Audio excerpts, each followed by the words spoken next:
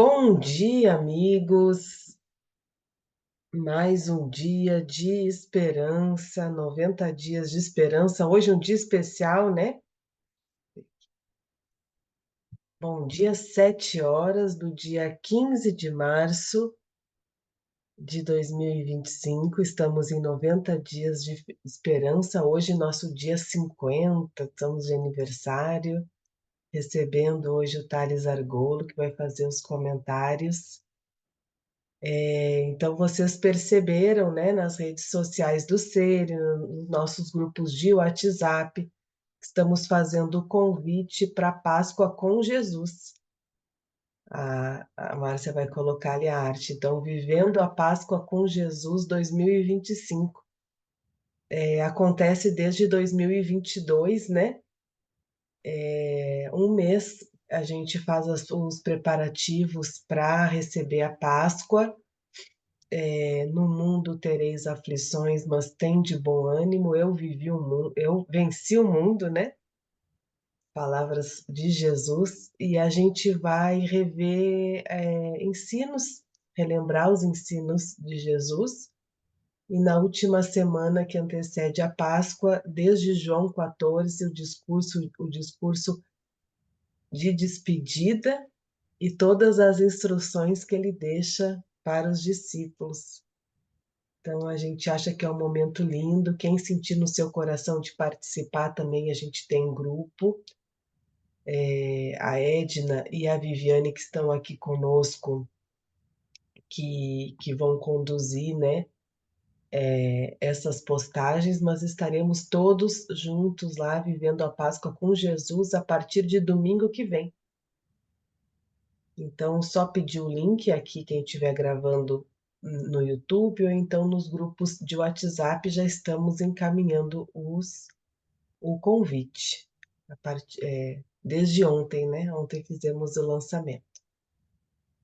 Então, para dar bom dia a esse sábado lindo, nós vamos começar na nossa prece e, na sequência, nós vamos perguntar para o Thales como ele chegou até o Instituto Ser, contar a história, de onde ele está falando e as reflexões deste capítulo 50. Bom dia, seu Eroni. Especialmente hoje sentimos sua ausência, que estava só o Thales Dia. aqui de menino. Bom Aí dia, ele pessoal. falou: cadê o seu Eroni, que está todos os 50 dias aqui conosco? Isso. Internet, problema de sistema. Ah, bom dia. Então vamos à nossa prece? De mãos dadas, de corações unidos ao nosso Mestre Jesus, elevamos os nossos pensamentos e agradecemos a sustentação no bem. Agradecemos aos amigos espirituais que sustentam estes trabalhos no bem, que nos preenchem de bom ânimo, de harmonia, que nos colocam em pé nos momentos de dúvida e de incerteza, nos relembrando que Jesus é o nosso amigo, ilumina os nossos caminhos e reflete a luz divina de nosso Pai. Agradecemos a todos os corações que diariamente conosco iluminam todos os cantos do Brasil e do mundo, erguendo as lamparinas acesas com azeite do amor e da vigilância. Tenhamos a certeza dos fluidos de amor que nos unem em todos os cantos do Brasil e da luz que recebemos nesta manhã, iluminando nossos corações e os nossos lares. Nossas casas são amplamente iluminadas todas as manhãs e, portanto, agradecemos a oportunidade dos 90 dias de esperança. Obrigado, mestre querido. Fica conosco esta manhã. Que assim seja. Um bom dia, Thales. Nos conte esse segredo. Há quantos anos você está conosco aqui no Instituto Ser? Como é que foi a sua chegada?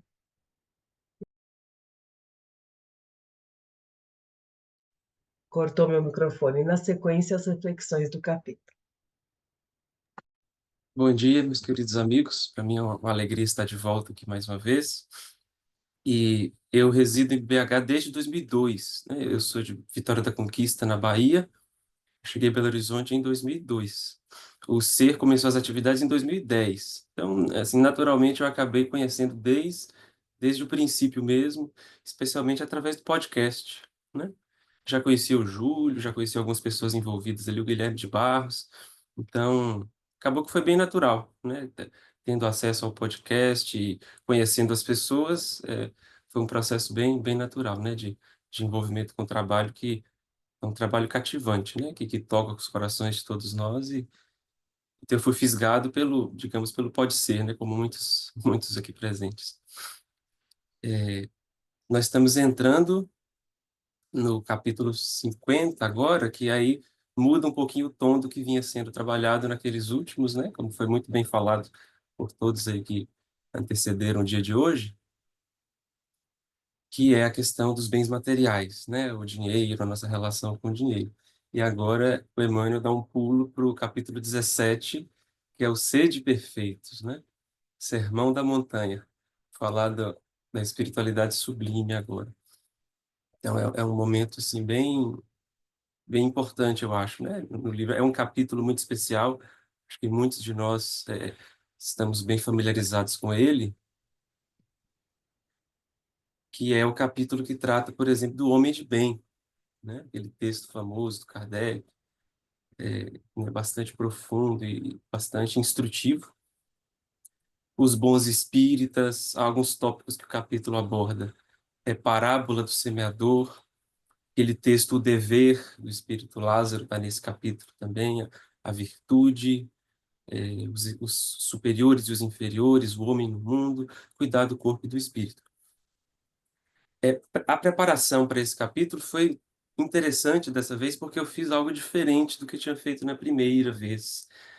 Em tendo contato com o título do capítulo, eu comecei a meditar sobre ele por alguns dias, antes de ler o versículo escolhido e antes de ler o capítulo. Me refiro ao Livro da Esperança. Então, eu li o capítulo, O Conceito do Bem, e aquela expressão ficou na minha mente, eu fiquei pensando nela por alguns dias. E eu fiquei imaginando como Emmanuel trabalharia o tema. Eu imaginei que ele trabalharia bastante alguns aspectos no sentido de nos expor a situações que, para nós, não parecem ser um bem, parecem ser um mal, mas que, de repente, a gente analisando em profundidade, verificamos que é um bem. E isso eu imaginei que é o que ele faria de maneira muito explícita. Ele faz isso de uma forma indireta, não foi bem isso, né, o que eu percebi ao ler o texto, o comentário dele. Mas interessante porque com esse meu pensamento inicial, né, de como que ele ia abordar, eu estou lendo atualmente um livro maravilhoso que se chama Eurípides, O Homem e a Missão, da Corina Novellino. Aí eu li um episódio desse texto que coincidiu com essa minha primeira perspectiva. Eu até pretendo trazer, ver se o tempo vai permitir, né, no finalzinho, pretendo trazer um episódio desse livro envolvendo Eurípides e alguns alunos. Né, o que parece ser um mal, às vezes é um bem. Emmanuel vai fazer isso também nesse texto, mas de um modo um pouco diferente. Mas acho que dá para a gente conciliar as duas abordagens sem maiores dificuldades, tá? Então, o versículo, só para situar aqui, é o Mateus 5,48.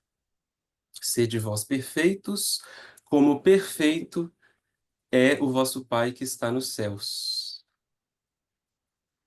Parece algo muito grandioso, né? Ser perfeito como perfeito é o Pai. E aí eu me pus a pensar um pouco sobre a palavra perfeito, né? Só para trabalhar um pouquinho ela rapidinho antes. Por exemplo, quando a gente está lá no âmbito da química, existe uma substância que se chama ácido clórico. Ele tem uma certa quantidade de oxigênio, ácido clórico. Se você adiciona um oxigênio a mais nessa molécula, ele passa a se chamar ácido hiperclórico ou perclórico. Hiperclórico ou perclórico é a mesma coisa. Então, esse prefixo per, ele significa hiper. É o nosso hiper que a gente usa na língua portuguesa, né? Então, quando eu estou em hiperglicemia, né, a quantidade elevada de açúcar no sangue, hipertensão, a pressão arterial está além do que deveria estar, né? Então, em processos materiais, o hiper, às vezes, nos remete a questões de desequilíbrio. Existe uma faixa de equilíbrio de algo, e quando eu estou além daquilo, eu estou num estado de hiperglicemia, hipertensão. Quando a gente pensa no âmbito espiritual, a coisa é diferente, porque quanto mais hiper, melhor, né? Se a gente abre mão de algo nosso e fornece a alguém, a gente está fazendo um ato de doar. Se eu dou num grau mais elevado, num grau superior, eu perdoo, né? Ou hiperdoo. Então, perdoar é dar em um grau muito elevado, por exemplo. Se eu realizo um trabalho, fiz um trabalho, uma tarefa que me foi apresentada, que me foi delegada, e eu digo ao final, pronto, o trabalho está feito. Agora, se eu faço ele com dedicação, com empenho, com entrega, com devotamento, com tudo aquilo que eu tenho de bom, pronto, o trabalho está perfeito. Não é o perfeito no sentido de imaculado, mas no sentido de acima do que eu poderia ter feito. Melhor, num grau mais elevado. Pensemos assim, né? Então, se a gente traduzir pensando nesses termos, sede, pois vós feitos num grau mais elevado, assim como o vosso Pai está num grau mais elevado. É a ideia de caminhar para Deus, né? Marchar para Deus, buscarmos a Ele, buscarmos a Jesus como um modelo, mesmo sabendo que esse modelo imaculado, ele não é, nós não conseguimos atingir essa perfeição absoluta do ponto de vista de ser imaculado, mas conseguimos conquistá-la do ponto de vista de conquistarmos graus cada vez mais elevados. Isso nos remete à escala espírita e etc, né? Então, acho que pensar por aí é um caminho interessante. O Emmanuel, ele eu só vou pegar a passagem inteira que o Kardec usa antes de ler o texto. O texto é pequeno. O Emmanuel, ele vai... desculpa, o Kardec, ele vai pensar um trechinho do Sermão da Montanha para o início do Sede Perfeitos. E é o seguinte: amai os vossos inimigos, fazei o bem aos que vos odeiam, e orai pelos que vos perseguem e caluniam. Este é um versículo que o Emmanuel comentou 22 vezes na sua obra. Acredito que é o versículo mais comentado por ele, né? Na catalogação que foi feita lá pelo pessoal da coleção Evangelho por Emmanuel, foram encontrados 22 comentários sobre o amar os vossos inimigos. Na sequência dele vem: porque se somente amardes os que vos amam, que recompensa tereis disso? Não fazem assim também os publicanos? Se unicamente saudardes os vossos irmãos, que fazeis com isso mais do que fazem os outros? Não fazem o mesmo os pagãos? E aí vem o versículo que o Emmanuel selecionou para o Livro da Esperança. Sede, pois, vós outros perfeitos, como perfeito é o vosso Pai Celestial. Este versículo em especial, o 5:48, sede perfeitos, como perfeito é o vosso Pai Celestial, o Emmanuel comentou 7 vezes. Curiosamente, porque o 7 nos remete ao número da perfeição, da completude, né? Eu acredito que não seja aleatório o fato de Emmanuel ter 7 comentários sobre esse versículo, né? E do Evangelho segundo o Espiritismo, ele pensou um pedacinho do texto O Homem de Bem, a primeira frase do texto, né? O verdadeiro homem de bem, ser humano de bem, é o que cumpre a lei de justiça, de amor e de caridade, na sua maior pureza. Então, não é o que entende melhor a lei, não é o que estuda melhor a lei, não é o que pensa melhor sobre a lei, é o que cumpre. É aquele que cumpre a lei de justiça, de amor e de caridade, é o verdadeiro homem de bem. Homem de bem na sua essência, na sua verdade. E aí vem o comentário, eu já vou ler o texto então do Emmanuel. É um texto, eu acredito que é um texto curto comparado a outros, é um texto sintético. Vejamos o tom que ele vai trazer para a abordagem. Então, abrindo o texto. Toda vez que ouças alguém referindo-se ao bem ou ao mal de alguém, procura discernir. E ele já põe aquele asterisco para finalizar a primeira seção do texto. A primeira seção é só essa frase. Toda vez que ouças alguém referindo-se ao bem ou ao mal de alguém, procura discernir. Então já vai na direção do que inicialmente eu havia pensado mesmo, né? O Emmanuel vai nos pôr para pensar o que é realmente bem e o que é realmente mal. Muitas vezes aquilo que a gente reputa ser um bem pode ser um mal terrível, e o que a gente reputa ser um mal pode ser um bem grandioso, né? Aos olhos dos discípulos, a cruz áspera foi algo terrível e doloroso naquele momento inicial, né?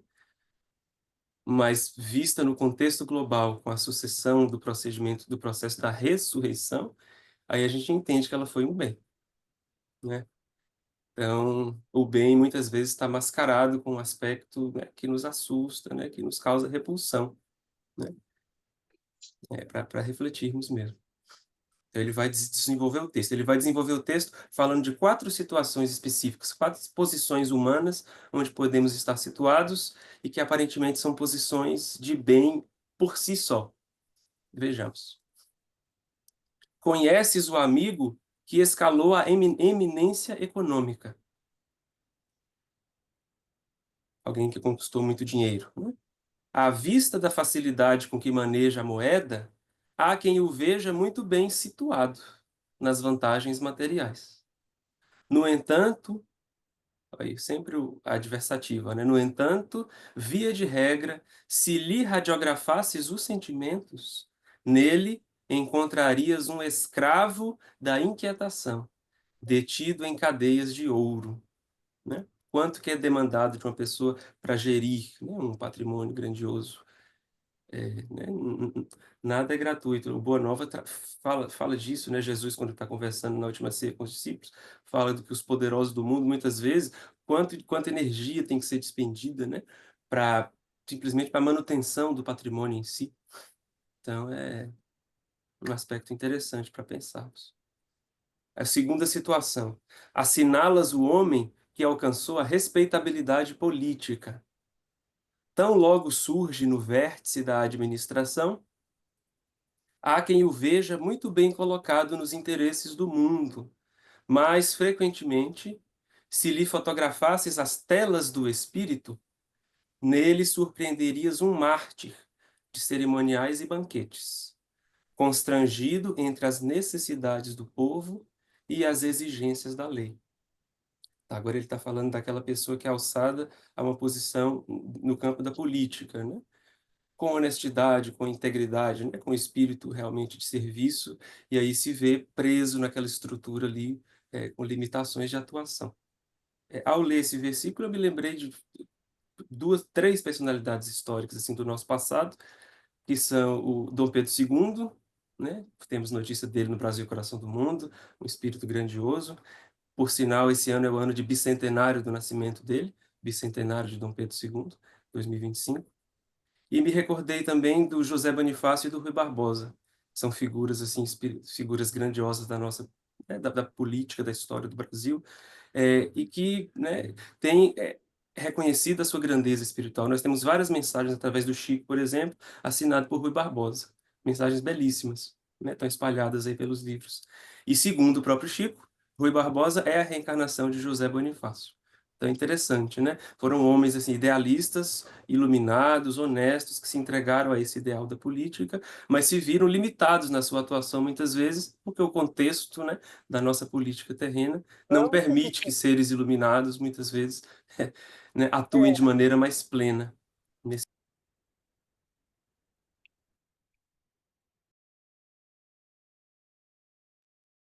Thales, desculpa, fechou seu microfone. Seu áudio. Beleza, obrigado. Admiras o companheiro que venceu. Terceira situação. Admiras o companheiro que venceu as próprias inibições, elevando-se à direção do trabalho comum. Está falando agora daquela pessoa que está num posto de, né, de liderança. A face da significativa remuneração que recebe, há quem o veja muito bem posto na esfera social. É um bem, aparentemente, né? Estar na posição de liderança. Contudo, na maioria das vezes, se lhe observasses as mais íntimas reações, nele acharias um prisioneiro de sufocantes obrigações, sem tempo para comer o pão que assegura aos dirigidos de condição mais singela. Então, quanto que é demandado, né? Quanto que é demandado desses missionários, né? Muitos de nós gostaríamos de estar no patamar espiritual de um Paulo de Tarso, né? Num horizonte de tempo curto, né? Mas quanto que Paulo trabalhou, se dedicou e se entregou para alcançar isso, né? O preço de realização de em qualquer esfera de grande amplitude, é um preço que tem que ser pago, né? Que tem que ser vivido pela criatura. E a quarta situação agora. Elogias o cientista que fornece ideias de renovação e conforto. Ao fitá-lo sob os lauréis da popularidade, há quem o veja muito bem classificado na galeria da fama. Cientista, né? Ganhou prêmios, trouxe realizações grandiosas para a humanidade, um Albert Einstein da vida, enfim. No entanto, quase sempre, se lhe tateasses a alma por dentro, nele surpreenderias um atormentado servidor do progresso, clamando ansiosamente por simplicidade e repouso, né? Não há, né, não há repouso para quem está trabalhando numa frente dessa, né, de desenvolvimento de aspectos aí que vão ter grande amplitude na humanidade. Então, exige-se do servidor, né, o preço do sacrifício, da dedicação, né, das horas de trabalho. Eu lembro do Kardec, né, naquele momento lá que é descrito no livro O Espírito da Verdade, aquela hora que ele para cansado, né, vendo as críticas, as pedradas de todo lado, né, pensando até, né, será que é isso mesmo? Será que vale a pena? Aí chega aquela carta, né, enviada por alguém caridoso, falando para ele continuar, que aquele livro salvou a vida dele, né, trazendo um alento de esperança para o próprio codificador. Então é isso, né? Então, aí finaliza esse ponto do texto com outro asterisco e Emmanuel entra no arremate. Reajustemos, assim, o conceito do bem diante da vida. Né? O que é bem realmente? Em muitas circunstâncias, o dinheiro, no primeiro caso, né, o dinheiro suprime aflições, a autoridade, falando da política, resolve problemas, a influência, o líder, apara dificuldades, e a cultura, o cientista, clareia o caminho. Verdade, isso acontece. Isso é um bem. Se isso acontece, isso é um bem. Por isso mesmo, toda pessoa que obtém qualquer parcela mais expressiva de responsabilidade e destaque mostra-se realmente muito bem para combater o mal e liquidá-lo. Então, estamos com patrimônios em nossas mãos que nos possibilitam trabalhar em favor do bem coletivo, do nosso próximo. Entretanto, de novo a adversativa, caso venha a utilizar-se dos bens com que a vida lhe enriquece as mãos, apenas para cuidar de si mesma, e a riqueza, se o político, se a liderança, o saber científico, ele é usado apenas para favorecer a mim mesmo, para atender ao meu bem, sem qualquer preocupação na garantia do bem devido ao outro, seja onde seja,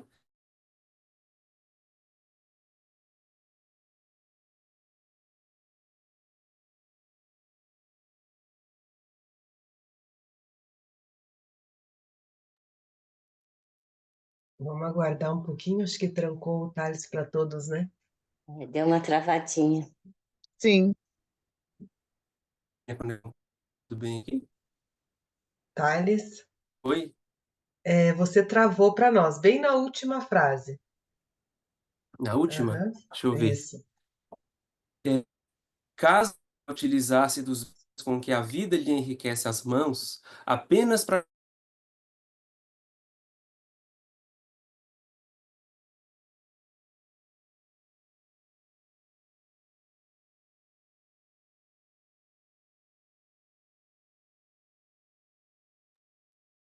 Que interessante, né? Trancou bem na última página.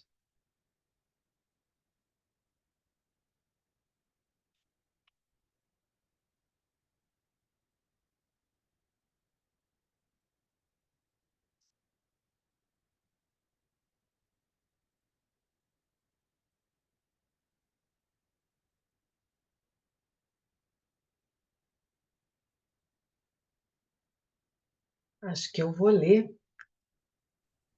Caiu, Thales? Caiu, deve estar retornando.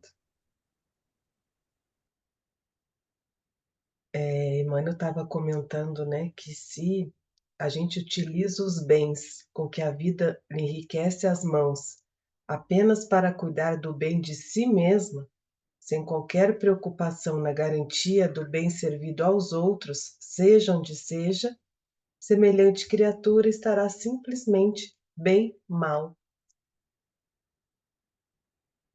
Tá voltando, Thales? Não. A gente lembra, né, Júlio, que num livro, num estudo com Haroldo, ele resgatou esse tema, né, do que é o bem e do que é o mal. E aí ele fala assim, bem simples, sempre que a gente quer o bem só para a gente mesmo, isso é mal. Eu quero todo o bem do mundo, eu quero estudo, eu quero dinheiro, eu quero segurança só para mim e para os meus, isso é mal, né? E o bem é quando eu quero tudo isso para todos. E eu acho que é esse, né? É nesse sentido que Emmanuel encerra essa página do conceito do bem. Olha que lindo, né?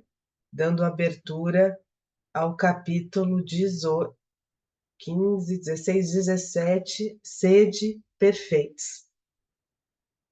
E o Tales, né, divinamente nos trouxe o significado de perfeição, aquilo, né, que é feito bem feito, aquilo que é bem feito. E o significado mesmo de bem, né? Quando os nossos talentos eles são utilizados pelo bem coletivo. Oi, Thales, conseguiu retornar? pelo celular. Ah, então aproveitei para fazer a leitura, né, da última frase Sim, e relembramos aquele estudo que o Haroldo trouxe, um texto de André Luiz, né, explicando o que é bem e o que é mal, né? Quando eu quero o bem só para mim, é mal. E isso. aí, quando eu quero bem para todos, aí isso é bem. Você quer concluir a sua reflexão? Sim.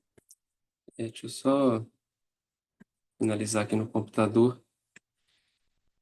Hoje é Então é isso. sábado, né, gente? Hoje a gente tem um pouquinho mais de tempo. Quem Sim. precisar sair, né, fique à vontade. A gente vai ficar mais um minutinho para quem puder ficar Eu só conosco para o Thales poder concluir. Uhum. Mas tão rápido aqui. Eu selecionei um versículo de Paulo que reflete um pouco isso. Está lá na primeira carta aos Coríntios, né? Acho que captura a essência desse texto. Primeira carta aos Coríntios, capítulo 10, versículo 33, e capítulo 11, versículo 1. Eles fazem parte de um mesmo raciocínio, assim, né? É o finalzinho do capítulo 10, começo do 11. Paulo escreve assim: Também eu procuro agradar a todos de todas as formas, porque não estou procurando o meu próprio bem, mas o bem de muitos, para que sejam salvos. Tornem-se meus imitadores, como eu o sou de Cristo. Ele fala explicitamente, né? Não procurar apenas o próprio bem, porque ao fazer isso estaremos bem mal, nas palavras de Emmanuel, mas procurar o bem de muitos, ou seja, tornem-se meus imitadores como eu sou de Cristo. Ou, em outras palavras, sede perfeitos, como perfeito é o vosso Pai celestial. Eu tinha selecionado o caso lá do Eurípides. Se você achar que convém, Leonora, a questão é só o tempo, né? Nós já estouramos aí. Eu posso compartilhar também lá no grupo. Não, convém, convém. Hoje é sábado, né? O que que a gente vai fazer agora, além de ir na feira e no mercado fazer compra para casa? Então, eu vou Fazer faxina. dizer rapidinho aqui, tá? O relato dele. Achei um relato bem interessante, porque convergiu com os meus pensamentos em torno desse capítulo do Livro da Esperança. A história é a seguinte, ó. Foi um fato que se deu lá em Sacramento. Aqui. Isso. Nesse livro aqui, já deixo indicada a leitura aí para quem não conhece. Certa feita, reuniram-se todos os alunos do Colégio Allan Kardec em frente ao estabelecimento na rua. Essa providência era obra de Eurípides, a fim de que pudessem observar o eclipse total do Sol anunciado para aquele dia e hora. Então, isso aqui é lá por volta de 1910, tá? Só para a gente ter uma noção aí. O Chico ou não tinha encarnado ou estava ainda para encarnar. Ele estava com os colegas, os alunos, em frente ao Colégio Allan Kardec, para fazer uma observação do eclipse total do Sol. Os discípulos de Eurípides achavam-se preparados para a observação do fenômeno, na companhia do mestre, devidamente equipados com pedaços de vidro branco, obscurecidos previamente com fumaça. O recurso da época era interessante. Na rua, transeuntes apressados, estampando visíveis preocupações na fisionomia alterada. O terror se apossava daquela gente simples. A falta de elementos científicos na formação popular tornava o fenômeno objeto de superstição. As pessoas não esperavam, né? O céu começou a escurecer, começou a ficar aquela situação estranha. Passou um grupo de homens e mulheres, e dentre estas salientou-se uma pobre mulher que exclamava aflita, juntando suas lágrimas às das companheiras: é castigo de Deus, o mundo vai acabar. Eis que a estas expressões ressoa estrondosa vaia, partida dos alunos do curso primário do colégio. Aí aqui, né? E os alunos vão e falam: Deus não castiga ninguém. O que ele nos vai dar hoje é um fenômeno maravilhoso, que é mais uma manifestação do seu poder e da sua sabedoria. O grupo afastara-se e comentava-se ainda entre os alunos de Eurípides acerca da dolorosa infelicidade que campeia em todas as áreas sociais decorrente da ignorância.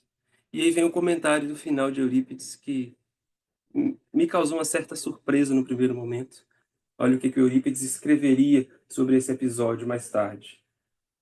Eurípides rejubilava-se intimamente, afirmando mais tarde ao comentar o fato: eu permiti a vaia espontânea porque ela constituiu, paradoxalmente, uma demonstração de caridade. Era necessário que a lição partisse dos alunos do colégio Allan Kardec. Curioso, né? Porque eram crianças, alunos do primário, eu imagino que sejam alunos entre 7 e 10 anos, né? Vendo a manifestação de medo da parte de algumas pessoas, espontaneamente as crianças fizeram uma espécie de repreensão daquela postura, que ficou caracterizada aqui numa vaia, que a autora chamou de vaia, né? E trouxeram esclarecimento. Não, gente, não é nada disso. Deus não castiga, Deus não é mau, Deus não é ruim. Ele está nos mostrando um fenômeno maravilhoso, que é a manifestação do seu poder e da sua sabedoria, né? Eu pensei assim, se a gente fosse traduzir para um mineirês moderno, é como se as crianças tivessem falado assim: deixa de ser besta, sou. Deixa de ser bobo, sou. Não pensa assim, não. Não pense que Deus é um Deus de punições. Não acho que Deus é um Deus que castiga e que está ali pronto para nos fazer sofrer por nos considerar pecadores. Não é isso, né? Independente da nossa condição moral, independente do ambiente espiritual vivido no mundo, as leis continuam vigorando, a verdade espiritual continua imperando e tudo vai concorrer para o nosso bem. tudo concorre para o bem daqueles que amam a Deus. Né? E eu pensei nessa situação que Eurípides traz como uma metáfora do que os próprios espíritos fizeram ao trazer para nós a revelação espiritual do espiritismo, né?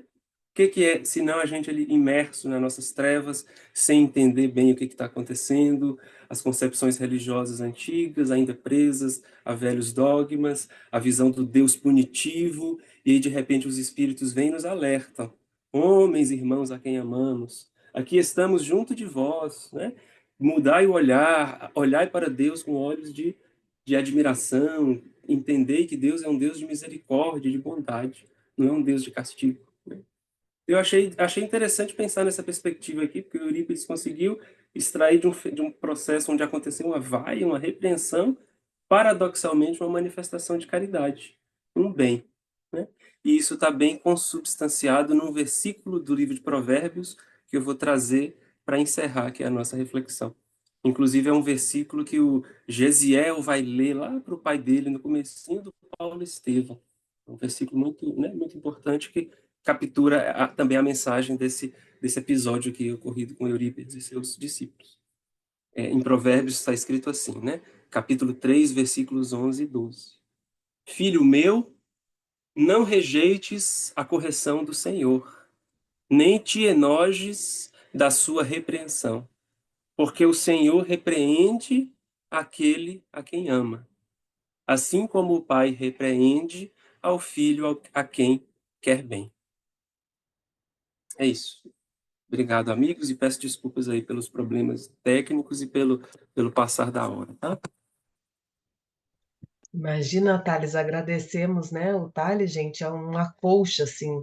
A gente fala um texto, ele logo já lembra de 50 textos e sempre faz essas conexões, né? E aprendemos muito sempre com você, amigo, viu? Obrigada. Você poderia fazer a prece de encerramento, Thales? Claro que sim. Vamos lá. Aproveitando a vibração espiritual da presença amiga dos nossos orientadores espirituais, dos nossos benfeitores, sentindo a presença, Senhor, dos teus prepostos nesse momento, que vem alimentar a esperança em nossos corações, que vem apurar o nosso olhar para que das situações aparentemente adversas, aparentemente conflituosas, possamos extrair a lição de bem que sempre está presente. Entendemos que na pedagogia divina, tudo aquilo que nos sucede, tudo aquilo que nos acontece, tem um caráter educativo, tem um caráter de consolo, um caráter de esclarecimento e iluminação para as nossas almas, Senhor. Que o nosso olhar possa ser trabalhado nesse sentido, que possamos ajustar o foco visual para que de todo mal aparente possamos extrair a lição luminosa do bem que verte do alto, que verte da tua misericórdia em favor de todos nós, os teus filhos, que carecemos do teu amor, do teu amparo e do teu devotamento e zelo para conosco. Obrigado, Senhor. Abençoe o nosso dia, abençoe a nossa oportunidade nessa reencarnação. Que assim seja. Que assim seja. Obrigado, amigos. Um ótimo sábado, um ótimo final de semana. Fiquemos com Deus. Bom dia, gente. Bom fim de semana. Bom dia. Bom fim de semana. Bom dia. Bom dia, obrigada. Bom dia, Bom obrigada. dia.